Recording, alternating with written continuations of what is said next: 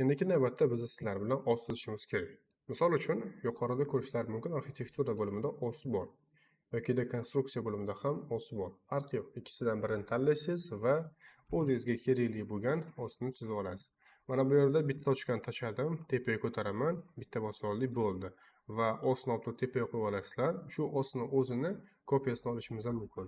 Kopiya qilamiz, yon tomonga tashlaymiz. Misol uchun, masofasi deyman 6 metrdan deyman, nechta? Kopya olaylikda ketma-ket tashlaylik. 6 metrdan kopya olinganda mana bu knopka qo'yiladigan bo'lsa, bilasizlar, o'zi ketma-ketlik bo'yicha yana nusxasini bizga tashlab beradi. 6 metrdan qo'ydik. Qaranglar, 1 2 3 4 5 6 bor, lekin mana bu yerda orada hech qanaqa razmer o'zgarib ketmadi. Masofa o'zgarib qolmadi yoki nom o'zgarib qolmadi. Aytaylik, mana bu oxirgisi deyman 8 bo'lsa, men agar bu nusxasini oladigan bo'lsam, endi bu 9 ga o'zgaradi. Sabab oxirgi 8 eda bu 9 ga o'zgardi.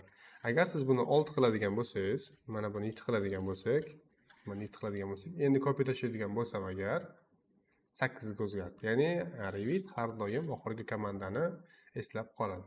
Tanlaymiz. Analog oldik, yon tomonga tashlaymiz bitta liniya.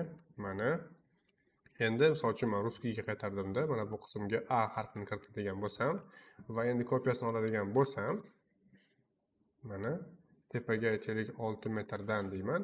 6. Yana tepaga aytaylik 4500 deylik. Yana shu tepaga keyin 6 metr. Mana 6 metrdan berdim, A, B, V, G ga o'zgarib ketdi. Tushunarlimi? Endi har doim oxirgi komandalar kiritilganda Revit shu oxirgi komandamizning nomlarini eslab qoladi. Yana bir masala endi oslarimizni chizib olganda sizlar hisob qo'yinglar, move yordamida bir tochkamizning plyus bo'lgan tochkasini mana bu yerda koordinat o'qi bor. Koordinat o'qiga to'g'rilab qo'yinglar. Mana obyektimizning koordinat o'qisi mana shu plyusga to'g'rilansa, boshqa razmerlar bilan bog'langanda xuddi shu koordinata bo'yicha bu ishlaydi. Endi yana bir narsa, mana bu yerda endi bizda 4 instrument bor, 4 element bor. Bu vizualniy kamera. Shu vizualniy kamerani obyektdan chiqarib qo'yishimiz kerak. Bu fasadlarni ko'rish uchun yordam beradigan vizualniy kamera. Shu har doim obyektdan tashqarida bo'lishi kerak. Endi biz mana shu qism o'zida obyektimizning keyingi etaplarini olib borishimiz mumkin bo'ladi. Yujniga qaytadigan bo'lsanglar, mana oslarimiz bor. Faqat endi qavatlarni o'zini ham yonga tortib qo'yinglar. Mana bu tochkadan ham buni tortib qo'yinglar. Bo'ldi. Va oslarimizning o'zini ham keyin sal pastroq tushirib qo'yamiz. Yuqori qavatlarni ham kesib o'tish kerak. Agarda bu oslaringiz, misol uchun qaysi qavatlarni kesib o'tmasa, mana sifroviy oslarimizni ikkinchi qavat kesib o'tmagan.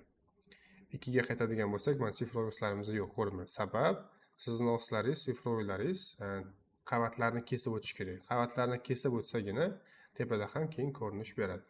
Unda hozircha stop.